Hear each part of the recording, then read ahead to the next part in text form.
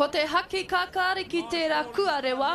Koinei te kapa waka ama o Tūturu no Raukura e rere ana ki runga i ngā wai o te moana o Tikitapu. Mā te wā, ka haere tonu mātou ki roto i tēnei mai, ka piki te taumata. Mena, ko ho mai te koha mai te atua, ka whiwhi mai he taonga rānei he whiwhinga.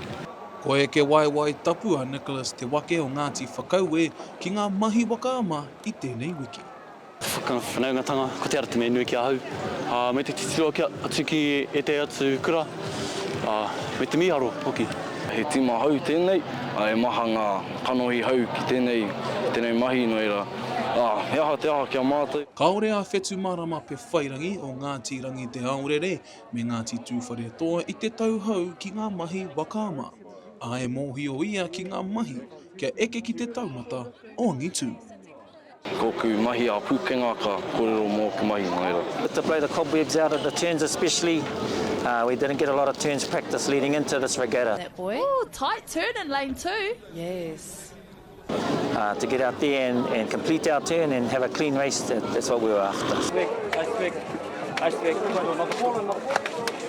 Pūkōrero katoa nā tēnei uri mana whenua o tūhaurangi Ngāti Wāhiao ki ngā mahi ānatama.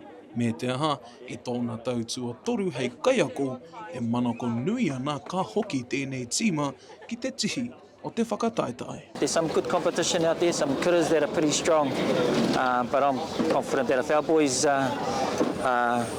put their best foot forward, then it'll put them in a good place to finish where they want to try and finish anyway. Te wai Māori, kia whiki ai mātou ki te ara taumata, kia noho ai mātou ki runga hei toa. Me haere tonu ngā mahi harikoa, i runga i te wai, ke wāo i te wai.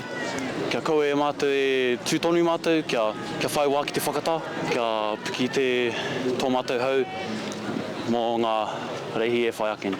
Ara, kei reira ki te ara tuarua, karawe katoa. Rotorua Boys High School, mo te wā te rerawa ka... Kua whai tūranga te kapa waka ama o Tūturu ki ngā whiringa whaiti o te whakataetai nei.